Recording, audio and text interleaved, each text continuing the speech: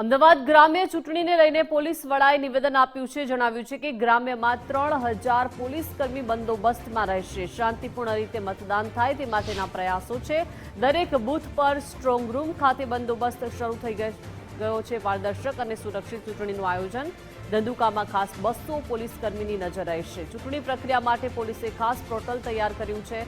ચૂંટણી માટે તમામ માહિતી પોર્ટલ પર ઉપલબ્ધ રહેશે. મતદાન અંગેની માહિતી ડિજિટલી મેળવી શકાશે. પેપરલેસ ઇલેક્શન મોનિટરિંગ પોલીસ કરી શકશે. અમદાવાદ ગ્રામ્ય પોલીસ દ્વારા 20 ચેકપોસ્ટ પણ તૈયાર કરવામાં આવ્યું છે.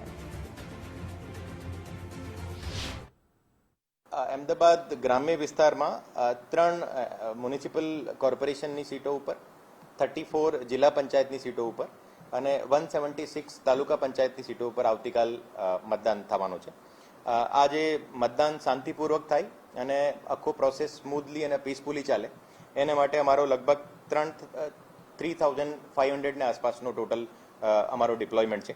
આ ડિપ્લોયમેન્ટ દરેક બૂથની જે સેન્સિટિવિટીને એનાલિસિસ કર્યો હતો, એની જે વલ્નરેબિલિટી મેપિંગ કરી હતી એના આધારે ડિપ્લોયમેન્ટ થયું છે. આ ડિપ્લોયમેન્ટની સ્કેલ મુજબ और અત્યાર સુધી તમામ જગ્યા અમારી જે તમામ ડિસ્પેચ રિસીવિંગ સેન્ટર્સ છે અહીંયાથી ઈવીએમનો ડિસ્પેચ ચાલુ થઈ ગયો છે અને લગભગ 2-3 કલાકમાં તમામ સેન્ટર ઉપર પહોંચી જશે.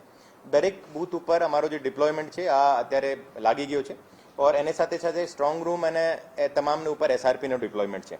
ઓર આ વખતે જે ટોટલ અમારા જે પ્રોહિબિશનના કેસો થયેલા છે એમાં લગભગ 1 કરોડ જેવો અત્યાર સુધીનો જે અમદાવાદ ગ્રામ્ય તરફથી લિકર સીઝ કરવામાં આવેલું છે. એમાં 16,000 બોટલ્સ અને 5,000 કન્ટ્રી મેડ લિકર